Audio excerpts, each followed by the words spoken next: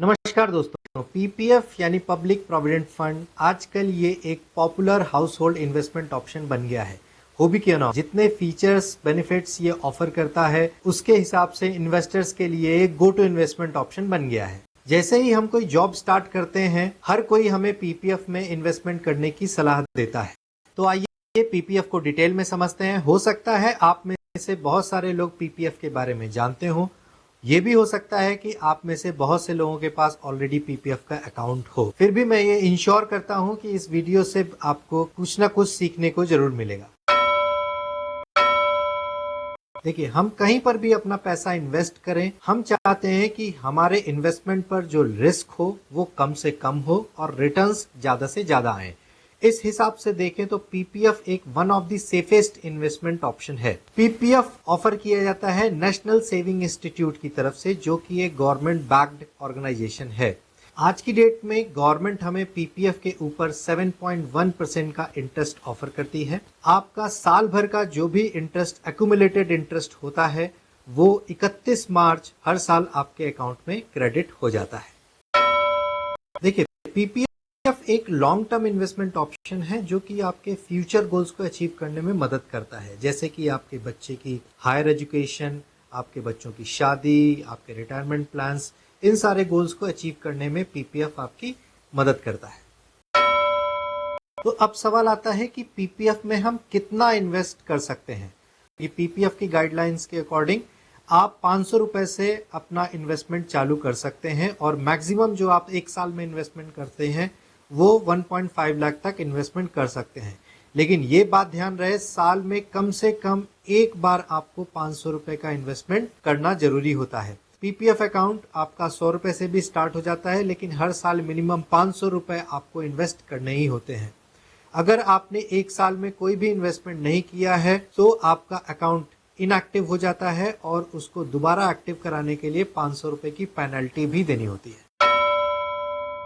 PPF के lock in period की बात करें तो इसका लॉक इन पीरियड होता है 15 इयर्स। आप पीपीएफ खुलवा सकते हैं 15 सालों के लिए और 15 सालों तक आपको लगातार इसमें हर साल इन्वेस्टमेंट करना होता है। 15 साल के पूरे होने के बाद आप ये लॉक इन पीरियड को एक्सटेंड भी कर सकते हैं। 5-5 साल के मल्टीपल्स में ये पीरियड आपका एक्सटेंड हो सकता है। पीपीएफ के पैरेलली अगर हम अदर इन्वेस्टमेंट ऑप्शंस को देखें तो सबसे लंबा लॉक इन पीरियड जो है वो पीपीएफ का ही होता है।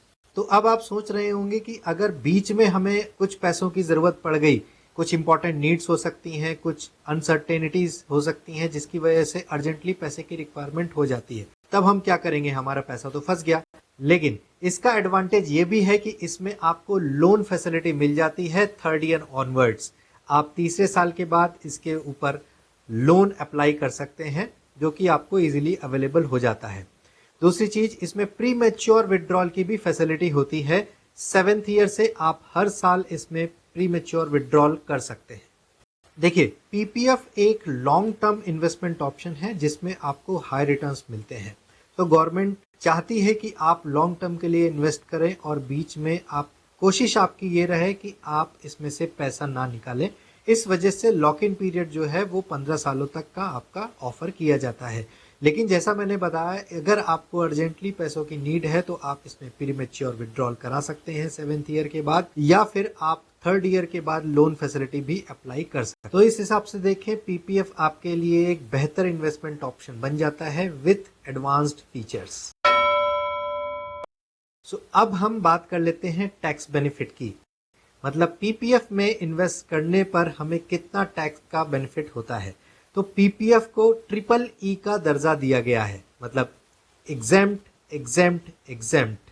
इसका मतलब जो भी इन्वेस्टमेंट आप उस पर्टिकुलर फाइनेंशियल ईयर में करते हो वो पूरा का पूरा टैक्स एग्जेम्प्टेड होता है। आप एक साल में 1.5 लाख रुपए तक का मैक्सिमम इन्वेस्टमेंट पीपीएफ के ऊपर कर सकते हो। इसका मतलब अगर हम इनकम टैक्स के सेक्शन 80C को देखें तो आप अपनी साल की 1.5 लाख रुपए तक की इनकम पर अपना इनकम टैक्स बचा सकते हैं पीपीएफ के इन्वेस्टमेंट करने पर। दूसरे एग्जेम्प्ट की बात करें तो जो इसका मैच्योरिटी अमाउंट होता है वो पूरी तरीके से एग्जेम्प्टेड होता है, मतलब उसके ऊपर किसी भी तरह का इनकम टैक्स नहीं लगता है। और जो रिटर्न्स आपको मिलते हैं वो भी टैक्स फ्री होते हैं, यानी आपका इन्वेस्टमेंट टैक्स फ्री, उसमें टैक्स बेनिफिट, आपका मैच्योरिटी जो है वो टैक्स फ्री, और उसके ऊपर जितने भी रिटर्न्स मिल रहे हैं वो भी टैक्स फ्री।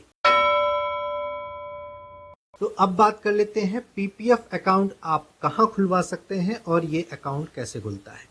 देखिए, पीपीएफ का अकाउंट खुलवाने के लिए आपको एक आईडी प्रूफ और एक एड्रेस प्रूफ की जरूरत होती है, और एक फॉर्म आपसे भराया जाता है जिसमें आपका एक सिग्नेचर प्रूफ ले लिया जाता है। पीपीएफ अकाउंट खोलने के लिए आपकी उम्र जो है वो कम से कम 18 साल की होनी चाहिए, और आप एक रेजिडेंट इंडियन होने चाहिए, यानी एनआरआईज के लिए या एचयूएफ के लिए पीपीएफ ऑफर नहीं किया जाता है। दूसरी चीज, अगर आपके घर में कोई माइनर है तो उसके बिहाफ पे उनके पेरेंट्स या ग्रैंड पेरेंट्स भी पीपीएफ अकाउंट खोल सकते हैं। पब्लिक प्रोविडेंट फंड पहले सिर्फ नेशनलाइज्ड बैंक के तरफ से ऑफर किया जाता है, लेकिन अब आप पीपीएफ अकाउंट किसी भी प्राइवेट सेक्टर बैंक में भी खोल सकते हैं। मतलब पीपीएफ अकाउंट आप चाहें तो किसी भी प्राइवेट सेक्टर बैंक, किसी भी नेशनलाइज्ड बैंक यानी गवर्नमेंट सेक्टर बैंक जिन्हें हम बोलते हैं, और साथ साथ आप पोस्ट ऑफिस में भी खोल सकते हैं। देखिए, जैसा कि हमने डिस्कस किया, पीपीएफ एक लॉन्ग टर्म इन्वेस्टमेंट ऑप्शन है जो आपकी फ्यूचर की नीड्स को पूरा करता है, जिसके लिए आप इसमें इन्वेस्टमेंट कर सकते हो। लेकिन इसे हम एक बहुत स्मार्ट इन्वेस्टमेंट ऑप्शन नहीं बोलेंगे, बिकॉज ये इन्फ्लेशन के रेट को आज की डेट में बीट नहीं कर पा रहा है। अगर हम देखें तो पीपीएफ में हमें 7.1% का इंटरेस्ट मिलता है, जो कि इन्फ्लेशन रेट से, आज के इन्फ्लेशन रेट से काफी कम है, जो आगे जाके हमारी फ्यूचर की जो भी नीड्स होगी, उसकी जो भी कॉस्ट होगी, उस कॉस्ट से कम ही हमें रिटर्न्स उसके ऊपर मिलेंगे।